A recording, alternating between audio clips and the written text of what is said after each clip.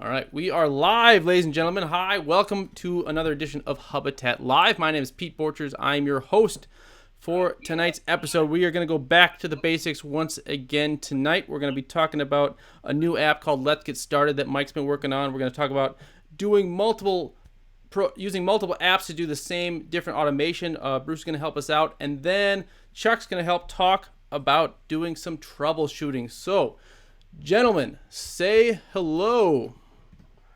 Hello. There's Hello. Mike, Chuck, and Bruce on Hey, the how's it horn. going?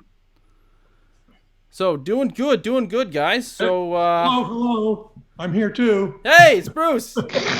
Bruce, look at that. And Yeah. he's in his house again. He was in practice. He was flying all around the world to fun various locales. But yeah, good to see you guys tonight. I'm excited to hear what you have to offer. Back to basics, that applies to me. I'm still not as advanced as you guys are with home automation. So I'm excited, Mike, about this Let's Get Started app. I have the Hubitat. I've set it up. I know some people have struggled at the beginning, but what you have created here is really going to help out a lot of people. So why don't you talk about the Let's Get Started program you've written? Well, I hope it helps people out. I'm not cutting over. You're not hearing yourself? No, I'm hearing myself, but the video didn't switch. Oh, I don't know why that is. So there we go. In any event, yeah, one of the things that you are initially greeted with when you go through the whole registration process is basically nothing. You get this page. Yep. Which is, that's not confusing, right, to a new user. And then you go over to devices and it's like, oh, what does all this mean?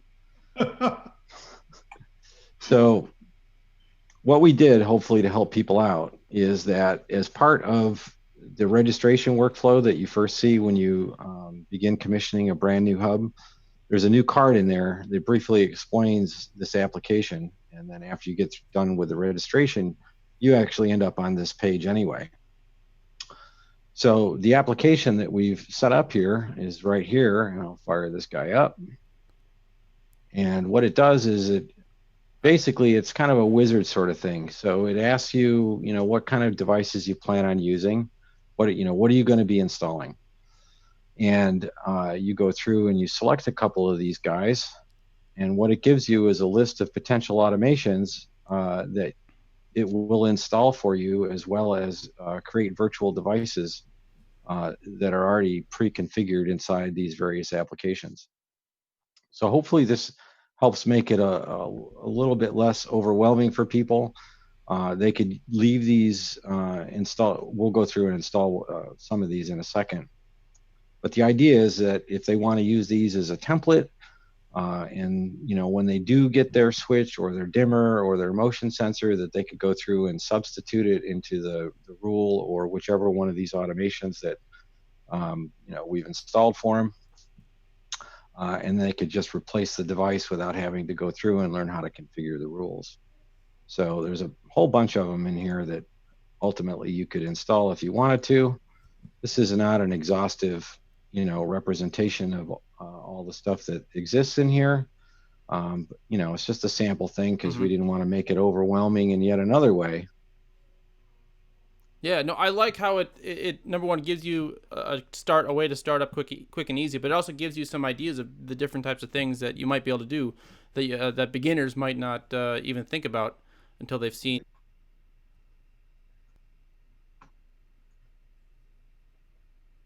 Put thermostat scheduler in there, Mike. What's that? Put in thermostat scheduler. I did. No, you didn't. What do you mean? There you go. Okay.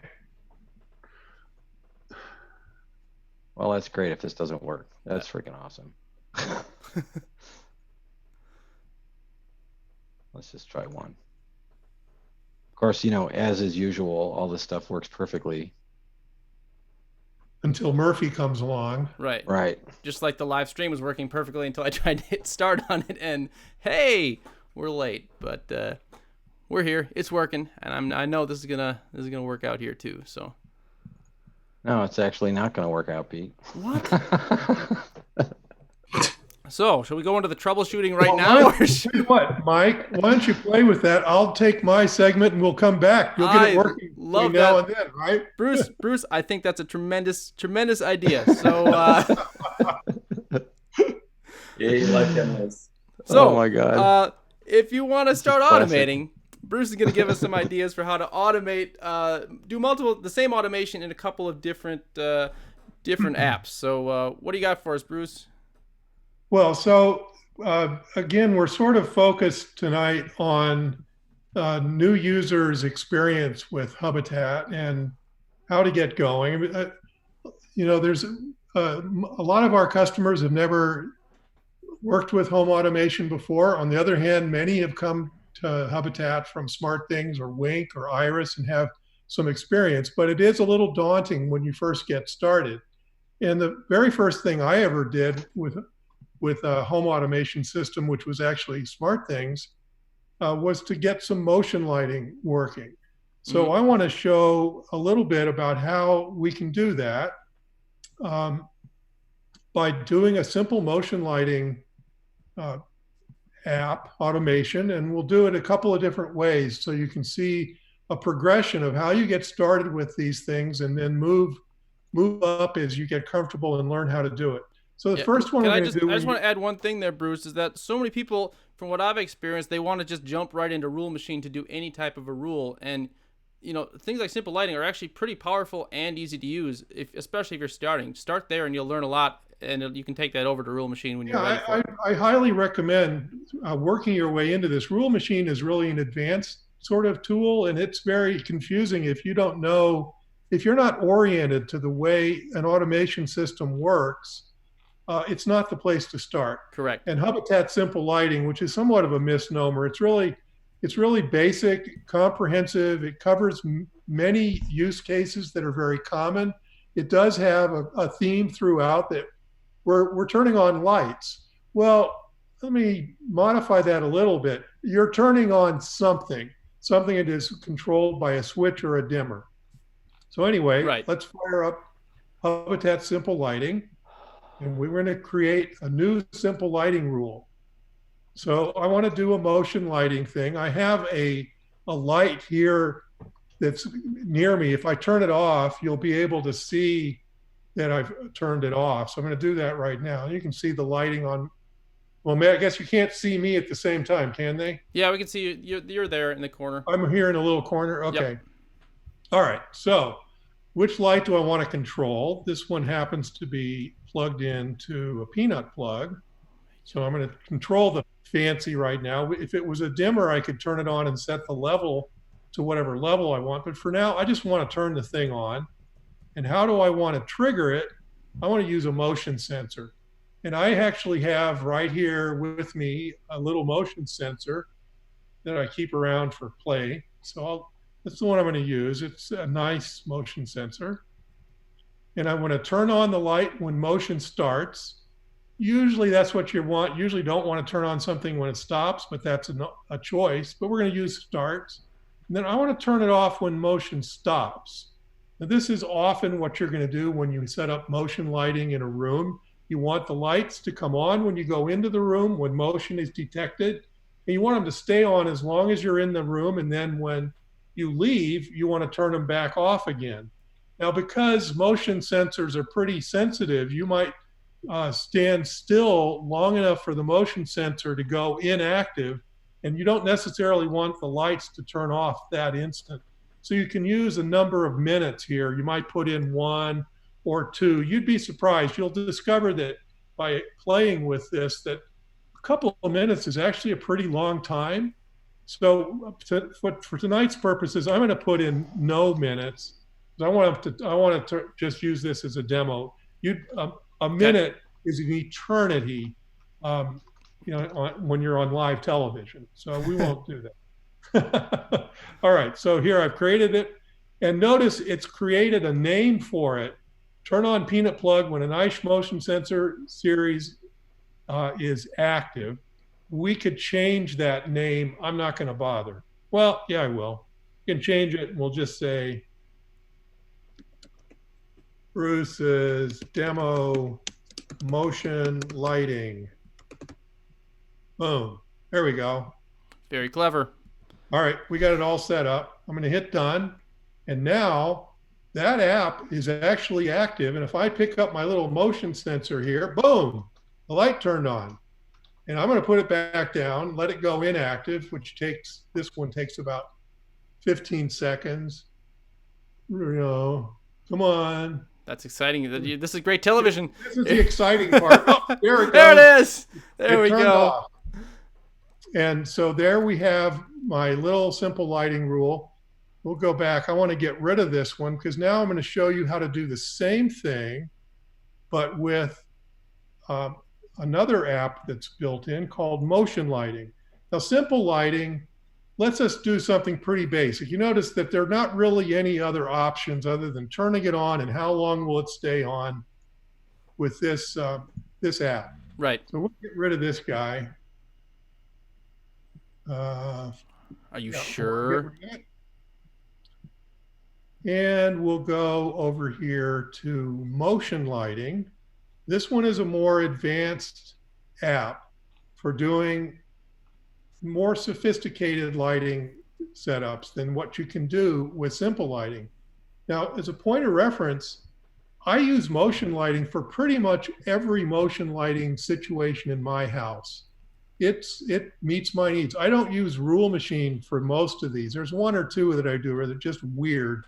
But for most of my lighting, I use motion lighting. So we're going to do Bruce's cool motion lighting demo. That's the same name I just used, isn't it? I believe it is. Matter. There we go. At the end of this, I'm going to talk just for a minute about using settings per mode. I'm not going to do that now. That's an advanced use that lets us set dimmers based on what time of day it is. But anyway, we're going to go in here, and it's very similar to what we just saw. I'm going to pick a motion sensor, my nice motion sensor. I'm going to pick lights to turn on. And this time, I'm not doing dimmers or color temperature bulbs or color bulbs. I'm not pushing a button. I'm just turning on a switch. And it is peanut plug. Boom. Another thing we could do is activate scenes. But we're not going to do that. I've got a whole bunch of scenes, but we're going to just turn on the peanut plug. And a scene for the uninitiated, that would be a group of lights that are act together as a single unit, essentially. Have all sorts of preset settings and Correct. et cetera. Now, with motion lighting, I get a whole bunch of options. I have options for how things turn on, buttons that could turn on these lights, buttons to toggle them, buttons to disable turning it on, buttons to re-enable turning it on, switches that'll turn them on, et cetera, et cetera. Contact sensors that would turn on the lights. I could add one of those. So if my front door opens, which I hope isn't going to happen during the show, but if it did, it will turn on the light. I could enable on-off time. This means times to re-enable if I've disabled the lights sometimes. Now in a bedroom, you might want to disable having the motion turn on the lights automatically for you. But then when you're going to get up in the morning, maybe at 6 or 7 in the morning, you'll want to have them start working again. So this is a way to do that. Mm-hmm. We can use a switch to disable this motion. So there's all of these options. Only turn it on between 2 times. I don't want it coming on in the middle of the night. So I could use that to disable the motion, turning the light on during the middle of the night. Or turn on only if the luminance is less than a certain value. Don't bother turning it on if it's bright in the room already. Save some energy. Well, it depends on your lux sensor and where it is. So I don't have a recommendation. These are the sort of things you play around with and you discover for yourself. So I'm not going to use any of my options, but I got a ton of them. I also have options that have to do with turning the lights back off. And one thing you'll discover as you play around with motion controlled lighting is you really have to concern yourself both with what'll start it, what's going to turn it on, and then later what's going to turn it off. And as we saw with simple lighting, it's just the motion sensor is the basic way, but there are all these other things you might do. You might have other motion sensors in the same room that if something is active there, or maybe it's in a walk-in closet And if you're in the walk-in closet, don't turn off the bedroom lights, things like that. You could add other motion sensors to keep it on. You can have other switches that might be turned off at the same time the lights are turned off, like a fan in a bathroom that you're leaving the bathroom, you're no longer need to be in there. You could turn that off. And then et cetera. There's a whole bunch of options about how and when you can turn things off, how to disable turning off, et cetera. Don't turn it off between tune times. Don't, do turn it off if it gets really bright, et cetera, et cetera. Now, the one I want to change right now are the minutes to delay before off. And instead of 1, I'm going to put in 0, the same reason we did before. So here's my simple little motion lighting. Here's a little cool feature. I can create a virtual switch and give it a name.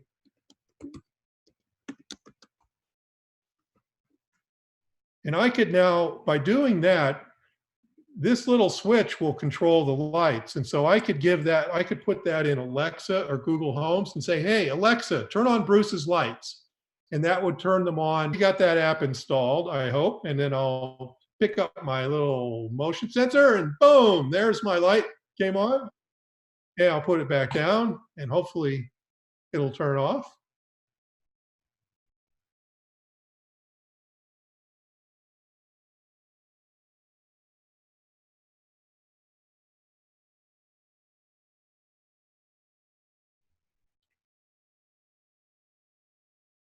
They both control it. I removed the earlier one because they both do the same thing. So it'd be confusing which one turned it on. But if I had, yes, you can have dueling apps. They can fight with each other. A lot of times when people come to the community and say, hey, why are these lights turning off? They shouldn't be turning off right now. It turns out they had an old automation somewhere else that turned them off that they'd forgotten about. So yes, apps can very definitely conflict with each other. One app can turn it on and another one can turn it off right away, and you'll just get all confused. So you kind of have to keep track of your apps and what they do. And you can always go to your devices and look at the in use by, and here we can see that, it thinks it's still in use by turn on peanut plug with a nice motion sensor, which even though I deleted it. And let's refresh this. Maybe I did delete it, so let's refresh it. It's gone. But Bruce's cool motion lighting demo, it's still in use by.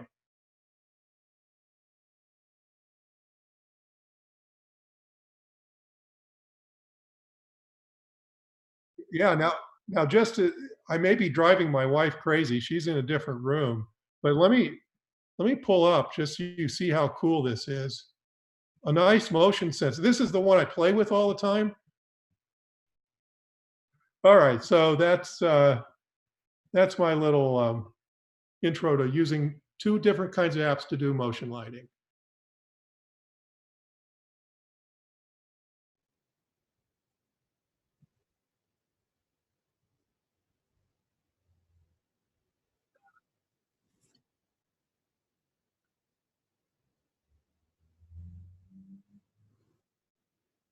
Hey. Oh, this will crack you up. I don't mean to interrupt you, Chuck, but so apparently I had some bastard engineering build on this on the hub I was using for that app. Nice. Yeah, exactly. So by the time I got putting it back to the current production version. Well, does it work now? Yes, of course it works. Well, show us. Okay. Show us what happened when you hit the button and it actually works. Yeah, well, yeah, exactly. Hang on, let me share this out now. Too freaking funny, I suppose. I don't know. Give me a little mini heart attack though. All right, so here we are. Here's our fabled app. And we'll just go through and tick a couple of boxes. And just to show you guys that there's, the only app that's installed now is this one. And if we go to devices, there shouldn't be anything. Well, I cheated. This one was already there. So let's go delete him. Just show you that it'll actually add it back in. So there we go. We're just gonna go for broke here. We're gonna install all these things.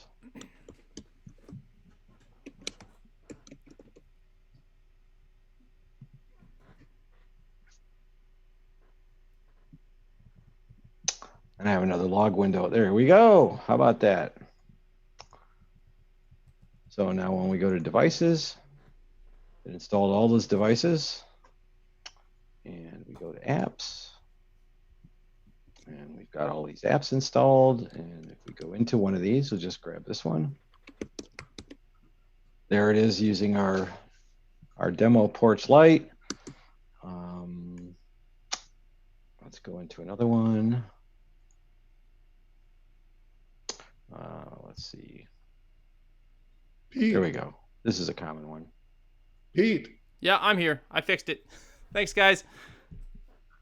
So that's basically it. And like I said, you can go through and play with these with a dashboard, or go to,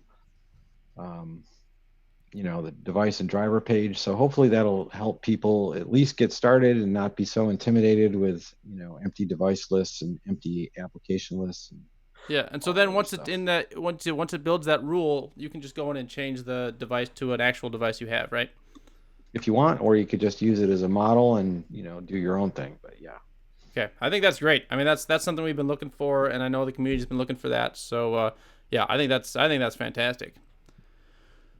So yeah, thanks for that. Chuck, we got about 5 minutes here left. Let's 5 minutes. What? Exciting. 5 whole minutes. 5 whole minutes. I know you wanted 20 to 30, but what? Yeah. Yeah. I had so much to talk about. Super excited. So yeah, let's go over some quick troubleshooting ideas that you might have. Sure.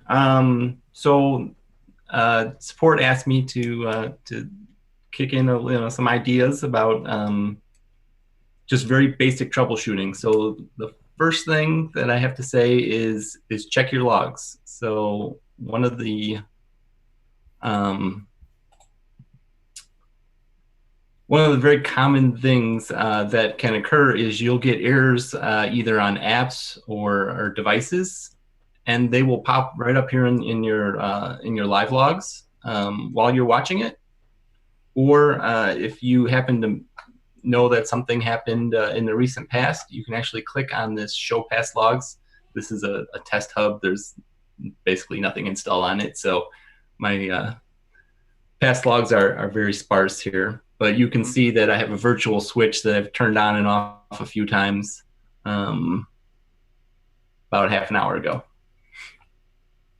So that's the first thing. You can see, for instance, I have a couple of warnings here. Those are basically, there's different levels of logging. The errors will be red, and those are the ones you need to be concerned with. Like panic instantly type? Not panic instantly. Just take a closer look at them. Oh, okay. Yeah. Or your hub's on fire, so get the fire extinguisher out. It's a good idea. Has that happened? Yep. The next thing that we wanted to talk about is disabling. There is it's hard to see. Most people don't realize this, but there's a little X up here in the upper right-hand corner. If you click on it, it allows you to disable devices. So at this point, I've disabled my virtual switch. Nothing can act on it. And it's a quick way of seeing if a particular device is affecting your system, causing you issues. You can disable it here. Same with apps. Let's see if I actually have any apps installed. Yes, I do. Go ahead and disable, and any automations on that app will stop running. It won't process any events, and so you can tell whether or not it is contributing to your issue. And then the last thing. Sorry, did you have a question? No, I'm just saying that's a nice feature. Oh, I mean, yeah, back when we first started, you had to delete the whole device, and that was delete the whole thing, and yeah, it was a pain. So that's good.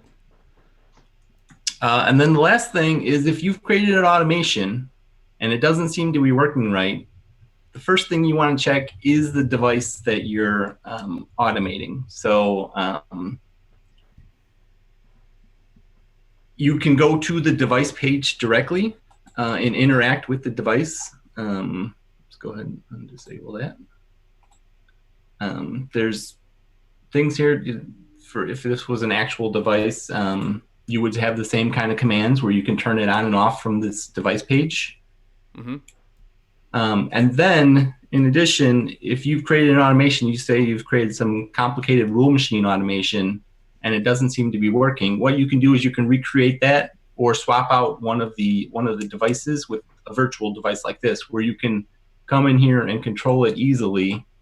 And all of our virtual devices work every time, versus a physical device. Maybe it doesn't have power. Maybe Right. your mesh is too weak, so it's out of range. You can verify that it is in fact the device that's working, or the automation that's working, or vice versa, it's not working or not. And it's also nice if your computer is upstairs and your automation is in the basement, you have to run up and down the stairs to continue checking to see if a rule works. So yes, it's a lot easier to click on these buttons here than go and push a switch on the wall that happens to be 3 floors down. as a lazy man, I appreciate that. So listen, I know you have a lot more you want to talk about, Chuck, but we are running out of time here. It's 8:30. Do we have any final thoughts, gentlemen?